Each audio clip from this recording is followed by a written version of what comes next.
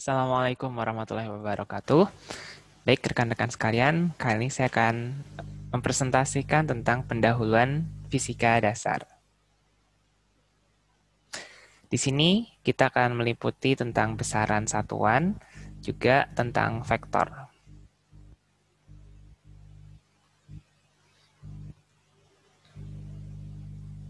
Oke. Nah, jadi apa sih sebenarnya fisika itu? Sebenarnya fisika itu mendeskripsikan tentang suatu fenomena alam dan hubungannya dengan fenomena alam lainnya. Nah, di mana untuk menyatakan fenomena alam ini, itu biasanya kita menyebut dengan besaran. Misalnya aja kayak apa?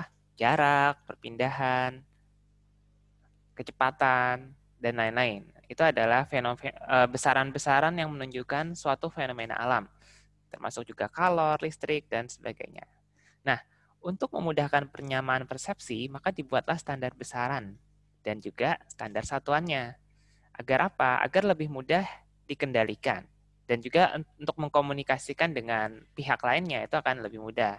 Contoh, misal saya mau bikin rumah, tentu saya harus jelasin dengan detail tentang bagaimana ukurannya, terus bahannya apa, dan sebagainya. Nah, biar nggak keliru antara yang membuat dan ini, maka harus ada standarnya dong. Nah, itulah kenapa ada istilahnya standar besaran dan standar satuan. Dan di sini kita juga akan nanti mengenal tentang besaran pokok juga besaran turunan dan standar satuan seperti standar internasional atau SI. Nah, ini adalah 7 besaran pokok di mana masing-masing punya standar tersendiri. Seperti panjang, itu satuannya meter untuk satuan internasionalnya. Kalau satuan Inggris memang ada lagi yang lain ya, seperti feet, yard, dan lain sebagainya. Tapi biasanya untuk untuk memudahkan penghitungan di sini kita biasanya menggunakan SI dan seterusnya ya, ini bisa dibaca sendiri tentang 7 besaran pokok lainnya. Nah, di luar 7 besaran ini itu adalah besaran turunan. Misalnya kecepatan itu adalah turunan, yaitu perpindahan dibagi waktu dan besaran lainnya. Jadi intinya selain 7 besaran ini adalah besaran turunan. Nah, sekarang besaran juga bisa dikategorisasi berdasarkan arahnya. Ada namanya besaran skalar, di mana besaran skalar itu hanya dinyatakan dalam besar saja, tanpa perlu menyebutkan arahnya. Misalnya waktu, kita nggak perlu nyebut dong, ini waktunya ke arah mana kan nggak perlu. Begitu pula suhu, volume, kelajuan, energi. Nah, kalau kelajuan nanti beda dengan kecepatan ya, nanti akan dibahas di kinematika. Tapi saya ringkasnya gini, kalau kelajuan itu dia cuma besarnya tok, tapi arahnya tidak. Saya kasih ilustrasi langsung aja di sini. Misal gini. Nah,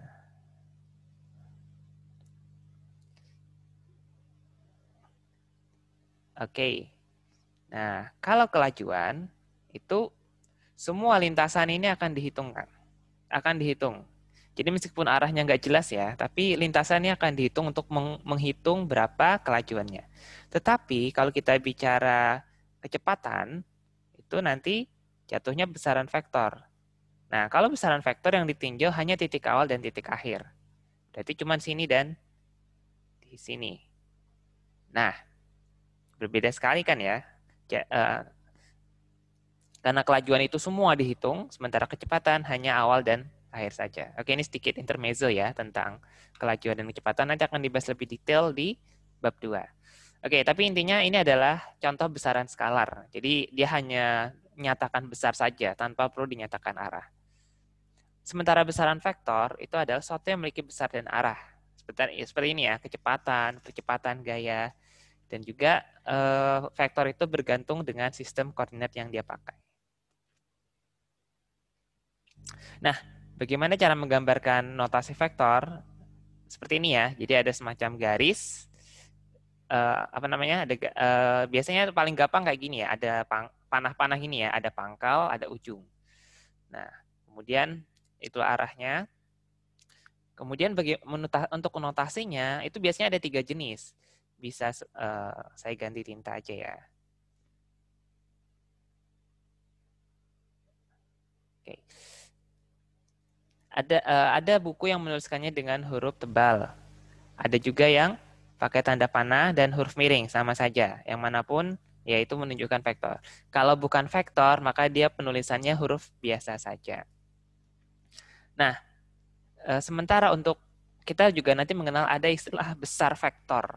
Besar vektor tuh nilai, artinya mutlaknya itu ya artinya berapa panjang totalnya gitu. Nah, jadi ibaratnya di seperti apa? Ya tidak meninjau arah lagi kalau bicara besarnya saja ya. Nanti bisa menggunakan semacam Petagoras. Jadi misalnya gini, kalau ada vektor yang mirip gini, ada ke kanan, terus ada ke atas. Nah, ini kan ada arahnya ya. Nah, totalnya nanti yang ini. Nah, inilah kalau ditanya mutlak berarti dari sini ke sini berapa besarnya. Jadi cuma minta besarnya saja. Itu yang dimaksud dengan nilai mutlak ya. Oke. Nah, ini adalah contoh beberapa vektor ya. Contoh pertama, contoh yang A, itu vektor yang sama persis. Dia dikatakan sama kalau besar dan arahnya sama. Sementara yang contoh B1 itu menunjukkan bahwa ada vektor yang mungkin besarnya sama, tetapi arahnya beda, maka vektor itu dikatakan berbeda. Begitu pula yang contoh B2, meskipun arahnya sama, tapi kalau besarnya tidak sama, ya dia juga tidak sama. Cuman vektornya dikatakan sejajar atau searah. Nanti ada karakteristik tersendiri di vektor yang arahnya sama meskipun besar, tetapi besarnya tidak sama. Oke, yang B3 ini besar dan arahnya berbeda. Ini udah jelas ya, berbeda ya. Oke. Selanjutnya kita ke operasi matematika dasar vektor. Oke, jadi kita setelah tahu ada besaran skalar, besaran vektor. Nah, nanti masing-masing memiliki operasi matematika. Loh, buat apa operasi matematika? Karena di dalam alam semesta ini, fenomena alamnya itu membutuhkan tools matematika untuk bisa menjelaskan fenomena lainnya. Kan fisika kan itu ya. Bagaimana dari satu fenomena alam mencari hubungannya dengan fenomena alam lain. Contoh sederhananya begini. Misal kita mau pergi ke Jakarta, sebut saja 1000 km naik tol, anggap tolnya lurus pleng gitu ya. Kita naik mobil dengan kecepatan 100 km per jam, konstan misal. Nah, pertanyaannya adalah berapa waktu yang dibutuhkan untuk sampai ke Jakarta? Nah, tadi ya, jaraknya 1000, S sama dengan 1000 km. Oke, ini fenomena satu ya. Terus tadi, sebentar. Oh ya, S sama dengan 1000 km. Terus kecepatan, sebut saja V ya. V-nya 100 km per jam. Nah, ini kan dua fenomena kan, fenomena jarak, fenomena kecepatan. Atau gini aja, perpindahan dan kecepatan. Nah, berapa waktu yang dibutuhkan? Sebenarnya kalau kita nggak pakai matematika pun mungkin bisa refleks ya, karena udah terbiasa. Nah, tetapi sebenarnya itu adalah operasi dari T sama dengan S per V. Nah, itulah matematikanya seperti itu. Nah, kenapa juga matematika dibutuhkan?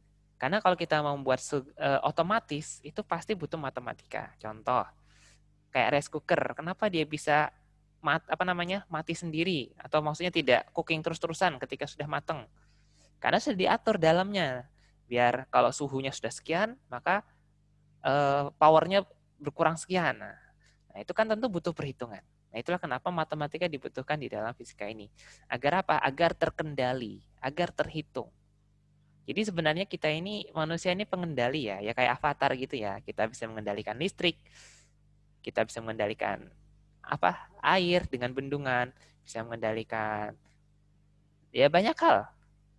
Tapi bukan pakai jurusnya avatar, tidak. Tapi kita pakai otak, bikin alat, udah seperti itu. Oke, kembali ke operasi matematika dasar vektor. Jadi dalam vektor itu ada penjumlahan dan pengurangan.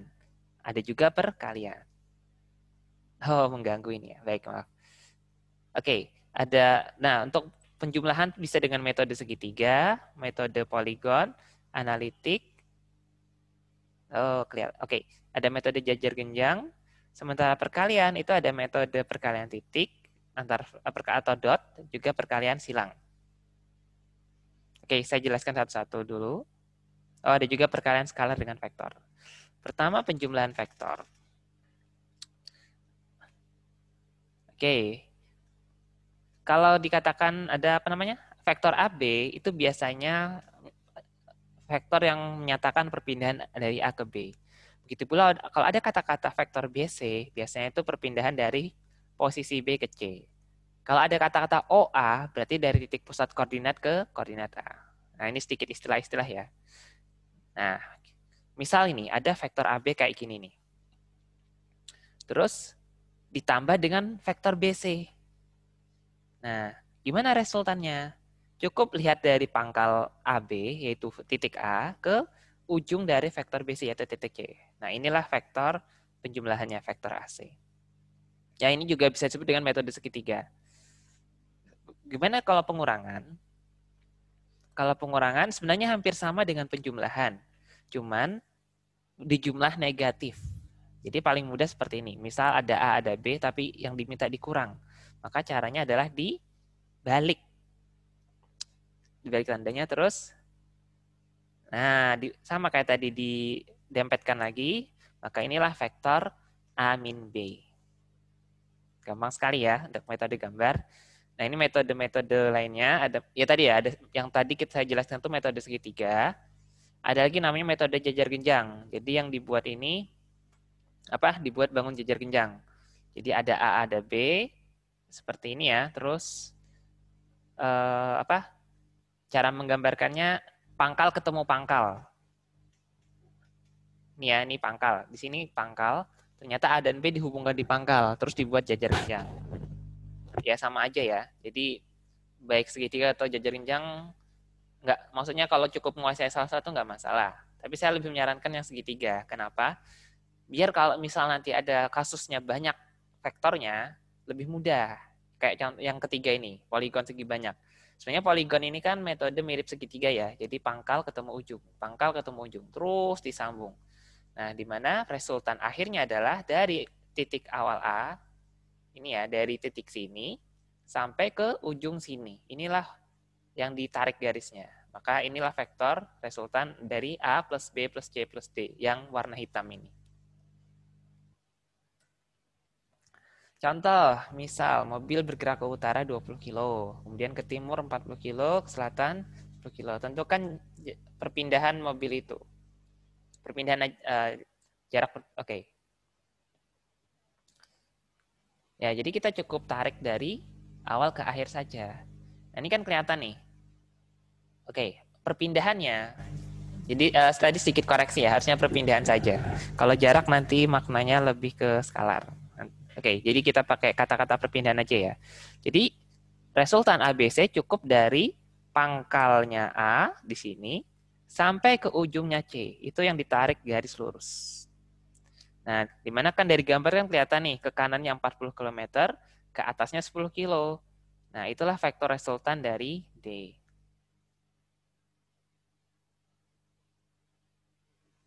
Nah, berapa besarnya? Ini kan siku-siku nih. Jadi kalau ditanya berapa besar vektor D, cukup dipakai Pythagoras ini ya, kuadrat-kuadrat, tarik jumlahkan, tarik akar.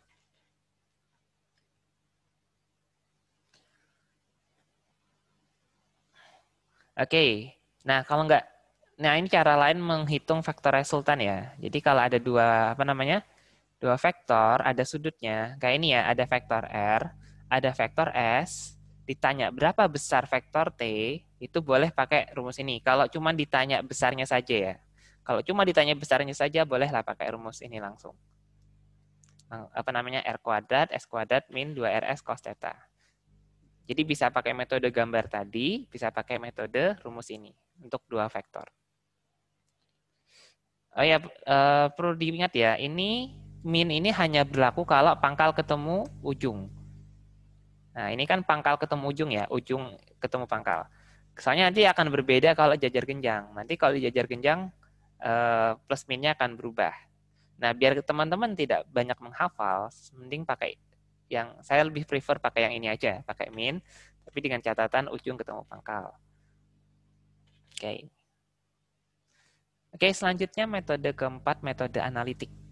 Metode analitik itu adalah menguraikan masing-masing vektor ke dalam sumbu X, Y, dan kalau ada Z, Z. Jadi diuraikan ke dalam apa? Vektor satuan lah istilahnya. Jadi vektor A ini kita uraikan dalam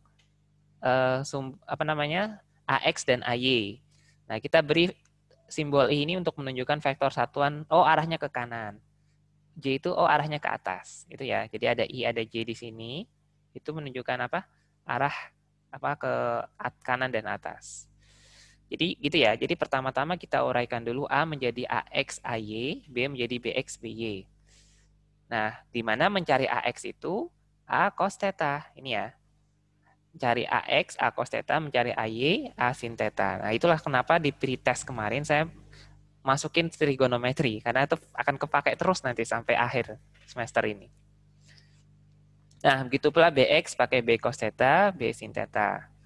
Jadi teman-teman yang masih belum menguasai trigonometri ini, coba mulai mengejar ya. Bisa dari lihat-lihat yang review pretest yang saya berikan kemarin, atau bisa juga dari sumber lain, terserah, bebas.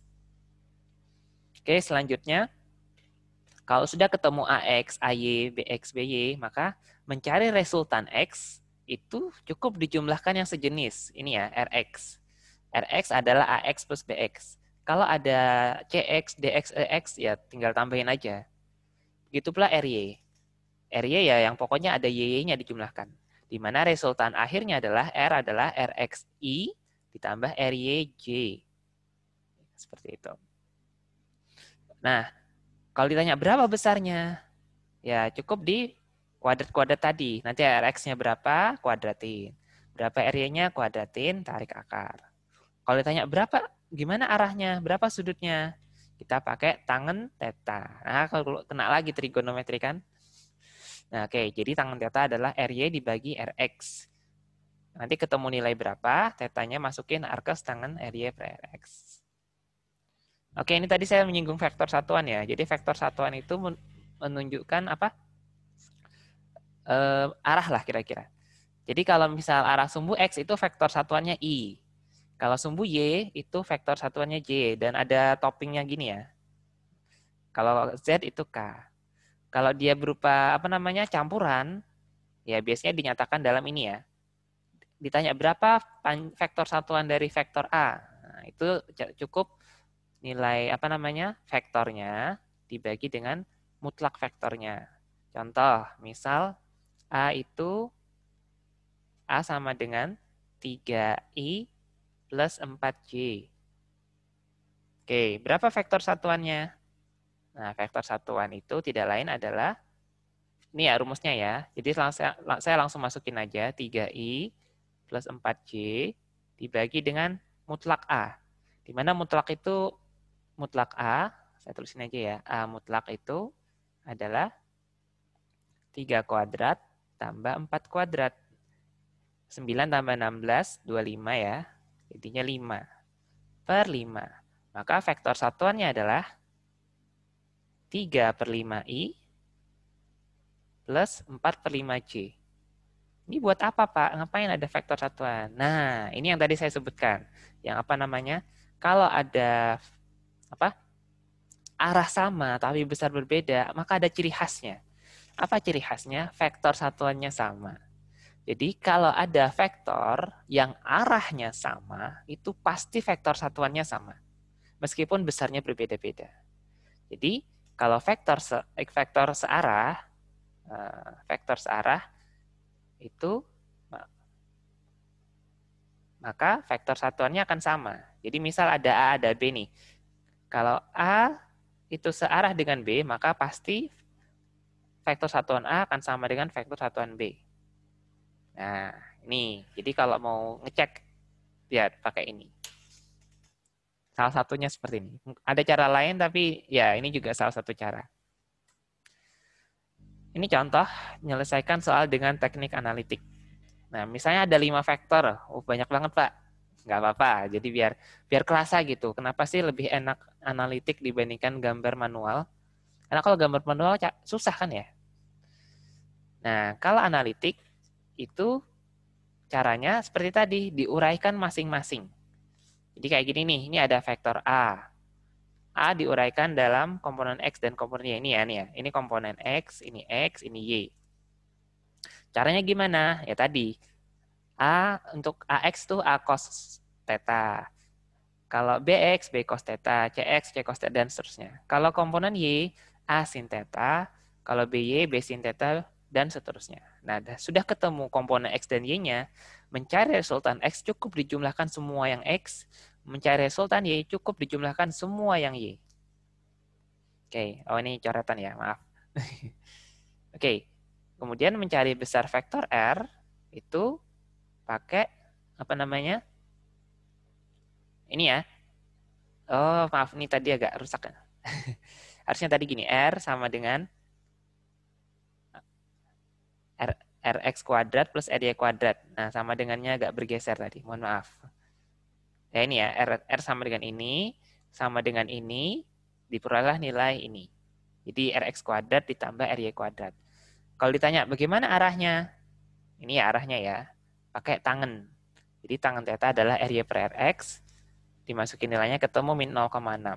Dimasukin ke apa namanya, boleh kalkulator atau Excel atau ya apapun lah, HP juga boleh. Sekarang kan HP jadi alat segalanya ya, kamera bisa, kalkulator bisa, dan lain-lain. Ya, jadi ketemu jawabannya sekian.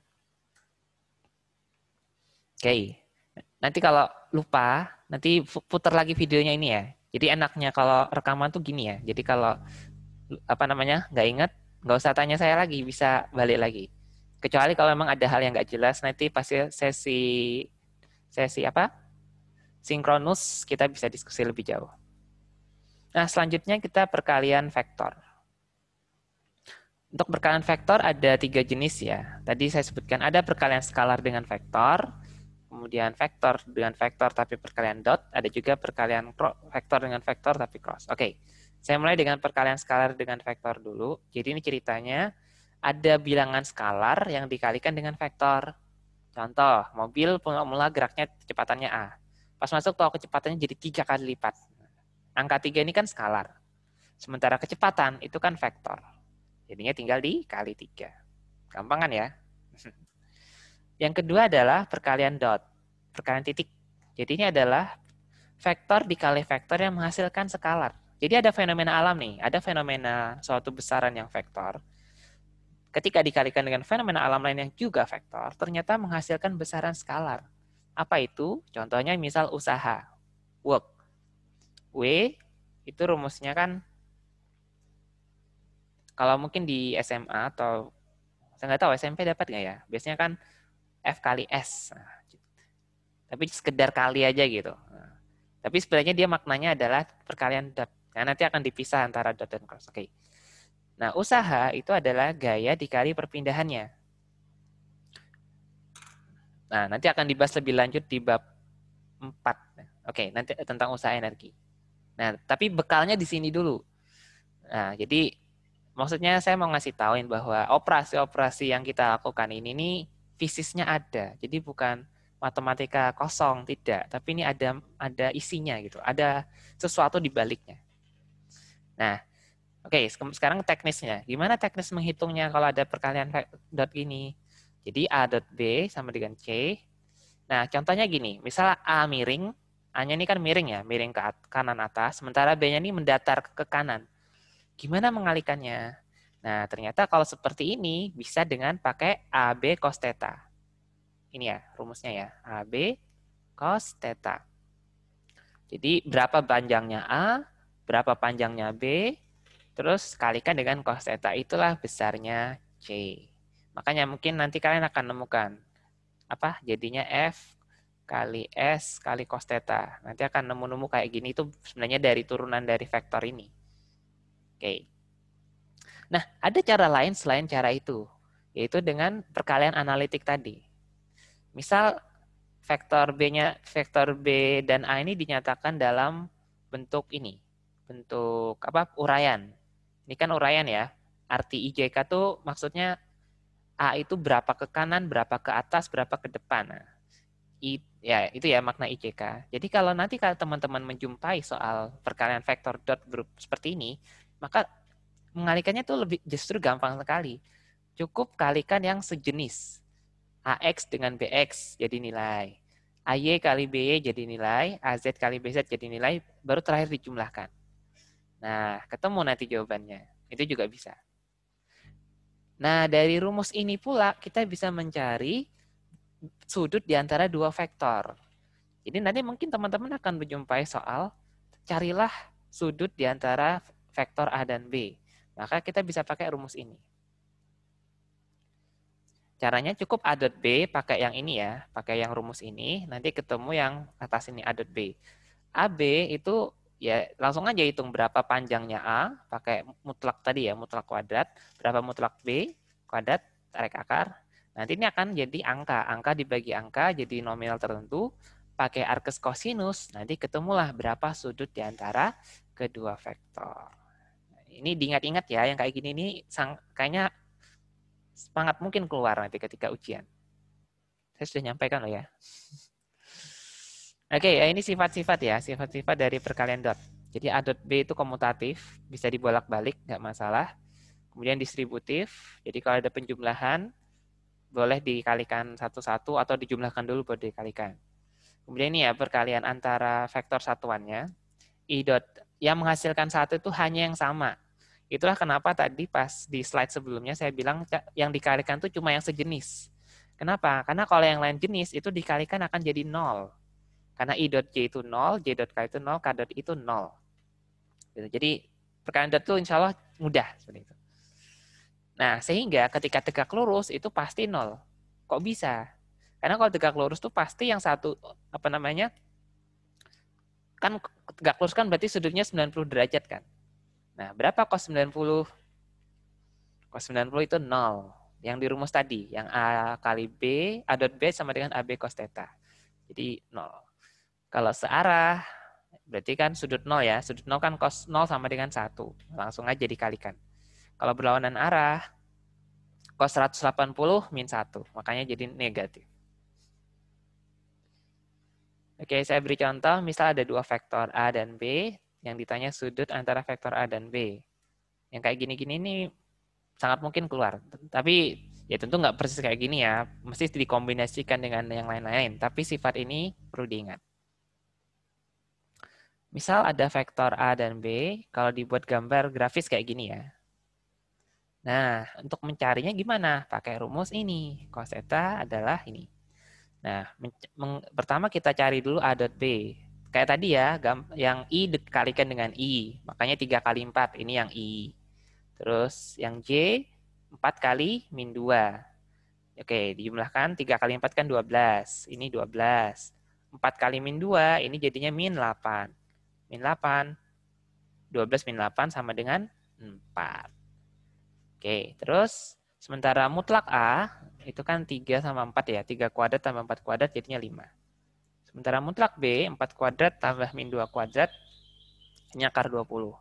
Maka cos theta adalah A dot B per AB, jadinya nilainya segini. Dengan demikian nanti pakai arcus cosinus dapat sudutnya adalah 79,7 derajat.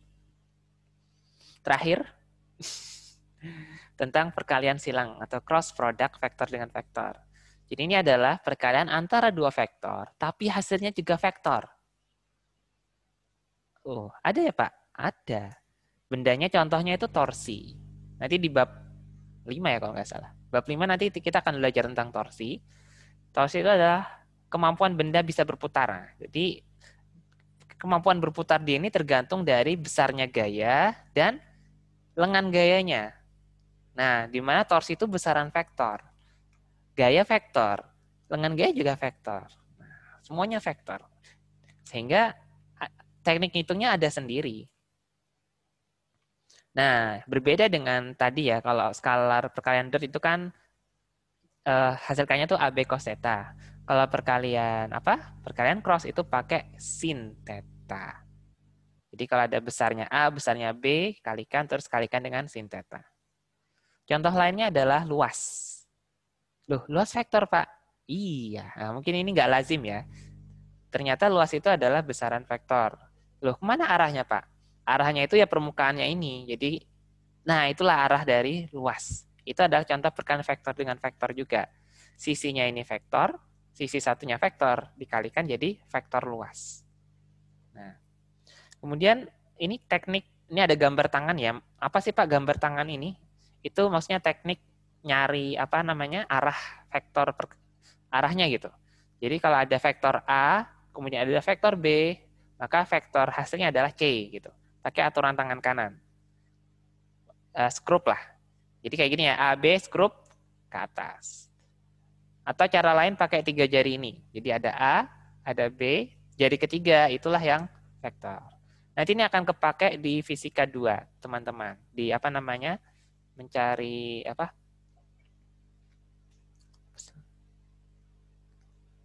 Oh ya, mencari medan apa namanya? Tentang medan magnet dari arus, arah medan magnet, arah apa? Arah gaya Lorentz. Itu nanti akan pakai ini, pakai aturan tangan kanan ini. Nah, jadi jangan dilupakan ya. Jadi fisika tuh gitu. Jadi jangan sampai apa namanya? Merasa udah lulus selesai. Jangan gitu. Karena ini akan bersambung terus sampai nanti ujung seperti itu. Jadi yang depan itu jangan apa namanya? Bisa mungkin kuat. Karena kalau yang depan kuat, makin ke belakang insya Allah makin. Tapi kalau yang di depan sudah rapuh, makin belakang makin rapuh lagi. Jadi kalau teman-teman ada yang kesulitan, segera sampaikan. Jadi biar bisa segera ditangani. Oke, nah ini tentang sifat perkalian silang ya. Jadi berkebalikan dengan perkalian dot. Kalau perkalian dot itu yang sama ada nilainya. Tapi kalau perkalian cross itu kebalik. Yang apa namanya? Yang sama tuh justru malah nggak ada nilainya. Karena tidak menghasilkan putaran seperti itu. Jadi I dot I malah nggak ada nilainya. Yang ada nilai itu justru I dengan J dengan K, K dengan I. Dan dia tidak komutatif ya. A cross B itu tidak sama dengan B cross A. Nanti akan jadi negatif. Yang betul nanti adalah apa? A cross B itu nanti jadinya adalah min B cross A. Itulah nanti kenapa kalau ini dibalik I dan J, kalau J dikali I itu nantinya min K. Kalau jadi ingat ya, harus teliti mana yang di depan, mana yang di belakang karena hasilnya akan berbeda. Berbeda di tanda minusnya. Nah, di sini butuh ketelitian teman-teman. Jadi diingat-ingat ya. Kalau searah apa namanya? Ini ya, ini ada putaran jarum jam ini. Kalau berlawanan jarum jam positif. Kalau searah jarum jam jadinya negatif. Nah, ini yang perlu diingat-ingat. Nah, ini contoh perkalian cross antara dua vektor. Misalnya ada vektor A segini, B gini. Tentukan A cross B. Oke. Jadi ini mungkin tidak sederhana ya, tapi ya harus saya jelaskan. Nah, kalau biasanya kan kalau perkalian kayak gini ya, ada A plus B dikalikan dengan C plus D plus E, itu kan kalinya gini ya, A kali C, A kali D, A kali E, habis itu tambah B kali C, B kali D, B kali E. Ya sama aja sebenarnya kayak ini. Cuman sebenarnya kita bisa langsung fokus ke yang berbeda. 3I kali 4I itu pasti hasilnya 0, karena I cross I. Langsung aja nanti 3I ke min 2J, terus 3I ke K. Ini yang ada nilainya. Sementara 4J cukup yang 4I. Ya, ntar, saya pakai warna lain aja, biar nggak terlalu kacau. Oke, kuning. Nah,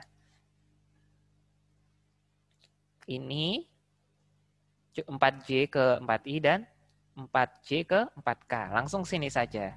Itu yang ada nilainya. Nah, ini kan ya, yang ada nilainya kan ini. Min 6K, min 3J. Oke, atau gini aja, yang nggak ada nilainya aja yang saya tandain. Nah, kelihatan kan ya, yang nggak ada nilainya itu, yang ini bisa diabaikan nih, 12 kali 0 bisa diabaikan. 8 kali 0 nih, biar cepet lah.